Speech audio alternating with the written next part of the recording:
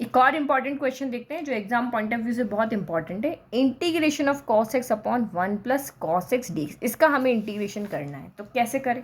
फिर से आपका यहाँ पे क्या हो गया, ट्रिग्नोमेट्री आ गया। ट्रिग्नोमेट्री आ गया मतलब अब अपने फॉर्मूलाज को यूज़ करते हैं, हम इनको उस टर्म में यूज़ कर सकते हैं जिसका हमें यहाँ पे फॉर्मूला पता है, यानी कि इंटीग्रेशन ऑफ जैसे कॉस एक्स पता है, साइन एक्स पता है, तो उन्हीं टर्म में इनको चेंज कर देता है। तो सबसे पहले आप यहाँ पे देखो नीचे 1 प्लस कॉस एक्स है, तो मुझे डिनोमिनेटर हटाना है, क्योंकि डिनोमिनेटर में तो कुछ सिंगल टर्म होती है तो हम ऊपर ले जाते हैं, 1 प्लस को कैसे ऑपरेशन वाली को कैसे लेकर के जाए। तो देखो नीचे 1 प्लस कॉस एक्स है, तो क्या मैं ऊपर भी 1 प्लस कॉस एक्स नहीं कर सकती हूँ, कर सकती हूँ।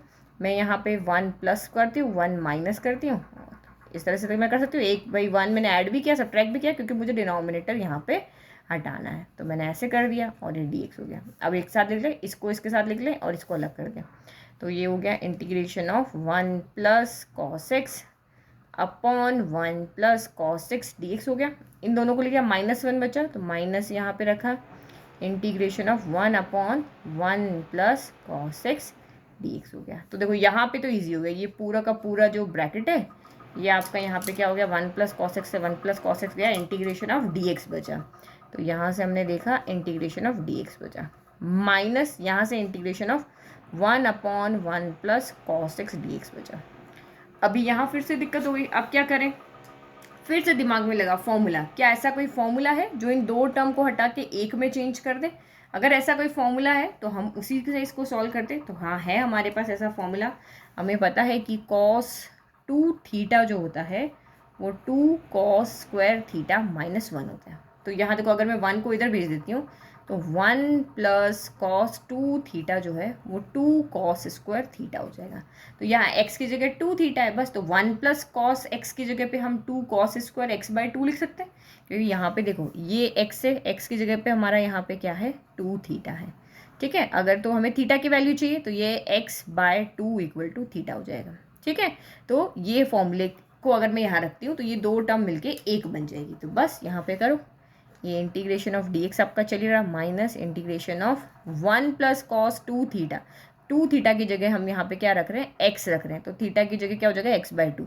तो ये हो जाएगा 2 cos स्क्वायर x/2 और ये dx हो जाएगा। इसीलिए हमने पहले नहीं किया, अगर पहले करते तो ये ऊपर वाला तो x में रहता है, ये आपका x/2 में आ जाता, तो हमारा सॉल्व नहीं होता।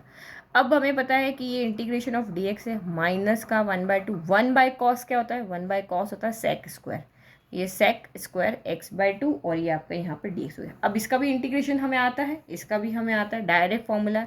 इंटीग्रेशन ऑफ dx आपका x हो गया -1/2, integration of sec square theta क्या होता है, तो tan थीटा होता है, यही होता है। तो यहाँ पे इंटीग्रेशन sec स्क्वायर थीटा हो गया tan थीटा, थीटा यानी x/2, और इसका डिफ्रेंशिएशन करोगे तो डिफ्रेंशिएशन 1/2 आएगा, तो नीचे आपका 1/2 और ये प्लस आपका c। तो इस 1/2 से ये 1/2 कैंसिल हो गया, तो आपका बचा कितना, only x minus tan x/2 plus c बचा। क्योंकि ट्रिग्नोमेट्री के क्वेश्चन जो है बहुत ईजी हो जाते हैं, ईजीली एग्जाम में हो जाते हैं अगर आपको फॉर्मूलाज याद है। तो इस तरीके से हमने इस क्वेश्चन को सॉल्व किया। आई होप आपको बहुत रटने की कोई बात नहीं हो रही है, कैसे समझ के हम कर रहे हैं, हम क्यों चेंज कर रहे हैं, तो वो भी मैं आपको यहाँ पे एक्सप्लेन करती जा रही हूँ कि भाई ये क्वेश्चन डायरेक्ट ऐसे क्यों नहीं सॉल्व हो सकता, आगे हमें क्यों चेंज करना पड़ रहा है, हमने सिर्फ यहीं पे इसको इसमें क्यों नहीं चेंज कर लिया, सारा एक्सप्लेन किया है ताकि आपका दिमाग भी वैसे ही चले जैसा मैं सोच रही हूँ। Thank you.